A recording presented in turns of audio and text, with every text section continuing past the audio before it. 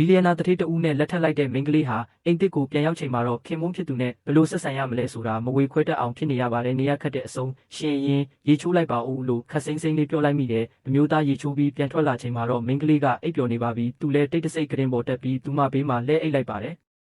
နောက်တနေ့မနက်ခင်းမှာတော့သူဟာဥယျာဉ်ထဲကိုစောစီးစွာထွက်သွားခဲ့ပါတယ်။မိန်းကလေးနိုးလာချိန်မှာတော့လက်သူကျွဲကလက်စွပ်ကိုငေးကြည့်ရင်းမှသူမအိမ်အောင်တွေဘဝကိုရောက်ရှိသွားပြီဆိုတာကိုရုတ်တရက်သတိပြုမိလိုက်ပါတယ်။နနက်စာစားဖို့ဥယျာဉ်ထဲသွားခေါ်ချိန်မှာတော့အမျိုးသားရဲ့မျက်နှာဟာအလွန်ကိုစိတ်လိုမကျဖြစ်နေတယ်လို့ပါပဲ။စားပြီးရင်ပြင်ဆင်ထားငါးစာတိမျိုးကိုခဏပြန်မယ်လို့သူကတိုးတိုးတုတ်တုတ်ပြောလိုက်ပါတယ်။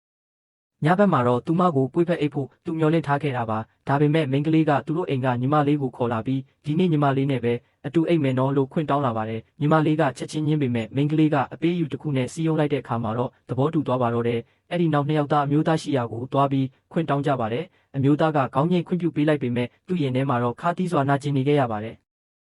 နောက်တနေ့မနက်မှာတော့ထမင်းစားခန်းထဲမှာသူကစောစောစီးစီးပဲစောင့်နေခဲ့ပါတယ်။မိန်းကလေးတယောက်သူ့ကိုမြင်လိုက်တာနဲ့ရင်တွေခုန်ပြီးခေါင်းငုံကထမင်းစားနေပါတယ်။သူမအနေရခတ်နေတာကိုသိတဲ့အမျိုးသားကဟင်းတွေကိုအတင်းထည့်ပြီးနောက်ပြောင်နေပါတယ်။